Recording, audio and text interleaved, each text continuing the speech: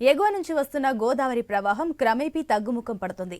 అయితే ఏలూరు జిల్లాలోని ఏజెన్సీలో అటు తెలంగాణలో కూడా వర్షాలు కురుస్తుండటంతో ప్రస్తుతం పోలవరం ప్రాజెక్టు వద్ద నిలకడగా గోదావరి ప్రవాహం కొనసాగుతుంది.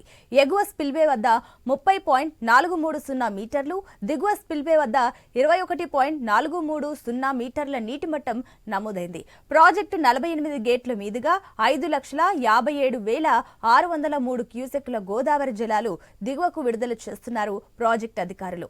ఇక ప్రాజెక్టులో డయాఫ్రామ్ వాల్ నిర్మాణ ప్రాంతం పూర్తిగా నీట మునగడం, ఈ నిర్మాణం వద్ద సీ ఫేజ్ అధికంగా ఉండడంతో కొత్త డయాఫ్రామ్ వాల్ నిర్మాణానికి కొత్త ప్రతిపాదనలు రాష్ట్ర ప్రభుత్వం ద్వారా కేంద్రానికి పంపినప్పటికీ ఇంకా వరదలు తగ్గే వరకు నిర్మాణం ముందుకెళ్లే పరిస్థితి లేదు.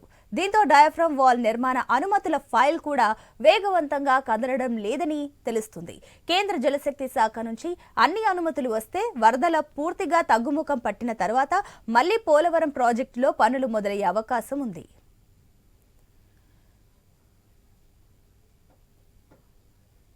రైట్, ఇదే అంశానికి సంబంధించి మరిన్ని డీటెయిల్స్ మా ప్రతినిధి భార్గవ్ అందిస్తారు. ఎస్ భార్గవ్.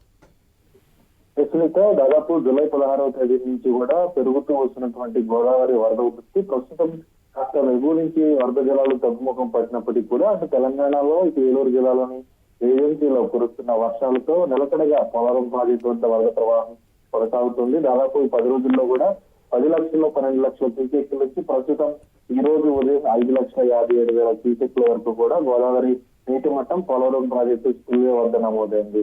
దాదాపు స్పిల్వే వద్ద 30.430 మీటర్ల నీటి నమోదు కాగా 5,57,603 క్యూసెక్ల గోదావరి జలాలను దిగువకు విడుదల చేస్తున్నారు ప్రాజెక్టు అధికారులు. మొత్తం అన్ని గేట్లను కూడా ఎత్తివేసి దిగువకు విడుదల చేస్తున్న నేపథ్యంలో పోలవరం ప్రాజెక్ట్ కి సహజ మార్గంలో ఉన్నటువంటి ఎగువ దిగువ కాపర్ డ్యామ్ల మధ్య సీపేజీ కారణంగా అక్కడ దాదాపు 0.6 టీఎంసీల నీరు నిల్వ ఉండిపోయినటువంటి పరిస్థితి కూడా ఉంది. డయాఫ్రామ్ పూర్తిగా నీటిలో మునిగిపోయింది.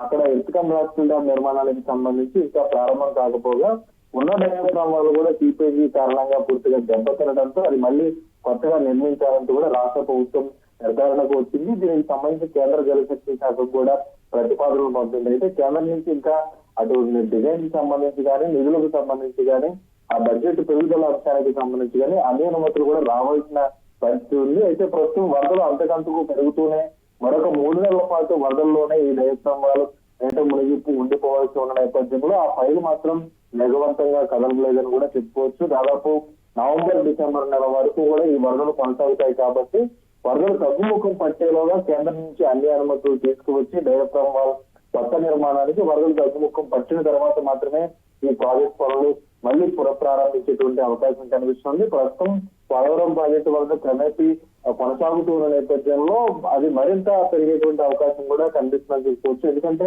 అటు తెలంగాణలో అటు భద్రాచలం ఎగువ ప్రాంతాల్లో వర్షాలు కురుస్తున్నాయి, అటు శబరి ఇంద్రావతి నదులు కూడా మళ్ళీ స్వల్పంగా పెరుగుతూ ఉన్నాయి. కాబట్టి మరోసారి గోదావరి వరద ప్రస్తుతం అయితే పోలవరం ప్రాజెక్టు ఎగువ గ్రామాల్లో ముంచెత్తుతున్నటువంటి భయం కూడా పోలవరం ప్రాజెక్టు నిర్వాసితుల్లో కనిపిస్తోంది. Right Bhargav, thank you.